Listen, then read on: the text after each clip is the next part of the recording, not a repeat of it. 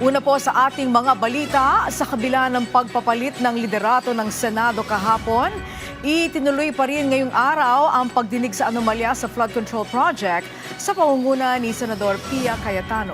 Pero bagong yan, nagkaroon muna ng bahagyang tensyon dahil sa pagpipilit na maipasok ang ilang resource person. Ang mga kaganapan dyan, alamin natin sa sentro ng balita ni Bernard Ferrer live.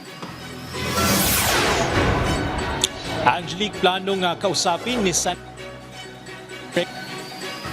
Gatchalian ang kanyang mga kasamahan, mayorya man o minorya, para talakayin ang mga nakabinbing panukalang batas matapos ang 2 araw na walang sesyon dito sa Senado dahil pa rin sa nangyaring kawalan ng quorum.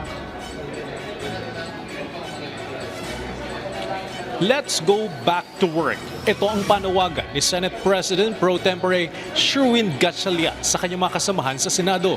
Ayon kay Gatchalian, hindi niya tinitingnan kung kabilang sa mayorya o minorya ang kanyang mga katrabaho dahil ang mahalaga ay may pagpatuloy ang trabaho para sa institusyon. Inamin din niya na hindi pa siya o sila nakakapag-usap ni Senator Alan Peter Cayetano matapos ang naging pangyayari sa Senado. I plan to extend my hand to all the senators, no? Whether majority, minority, but of course in this case, the new minority. At importante ngayon, buo ang Senado at nagtatrabaho ang Senado. No? So marami rin naman sa mga minority, mga personal na kaibigan natin. Aapila rin si Gatchalian sa kanyang mga kasamahan na magtulungan para sa kapakanan ng Senado bilang isang institusyon. Kakausapin din niya ang Executive Committee o EXICOM para matiyak ang tuloy-tuloy na operasyon at pagganap ng mga tungkulin ng Senado. Tutukan din nila ang mga nakabimbing panukala matapos ang 2 araw na walang sesyon ang mataas sa kapulungan.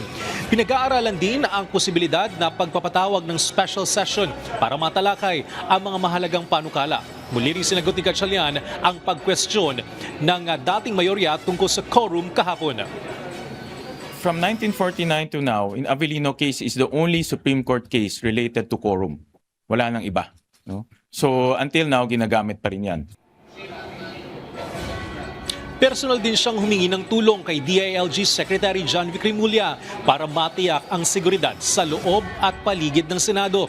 Ayon kay Gatchalian, isa itong preemptive action para mapanatili ang kaligtasan ng mga empleyado ng Senado kasunod ng mga kilos protesta ng iba't ibang grupo. Preemptive action to. Wala kaming tinuturo kung sino manggugulo, anong grupo manggugulo. Preemptive to. No? So lahat ito ay preemptive action. Anis na Senador Pia Cayetano at Senador Robin Padilla, si Attorney Levito Baligod paakyat ng 2 palapag na gusali ng Senado. Nagulat lang ako kasi maayos naman. Sabi ko doon sa ating resource person, halika na, sinusundo ko kayo, let's go in. Nagulat na lang ako na nakita ko doon si Secretary John Vic Remulla. Tinaharang ako. I never thought the day would come that somebody would prevent me from entering the Senate. This is my office. Muli ring kunestyon ni Senador Pia Cayetano yung sinagawang sesyon kahapon kasama na ang pagpapalit sa mga committee chairmanship, partikular ang pamumuno sa Senate Blue Ribbon Committee. Yesterday, a session was purportedly held by 12 senators, 12 po, in which committee assignments were declared vacant and chairmanship of this very committee, this committee on the Blue Ribbon, was allegedly replaced. I stand before you today to state clearly and unequivocally that session was invalid.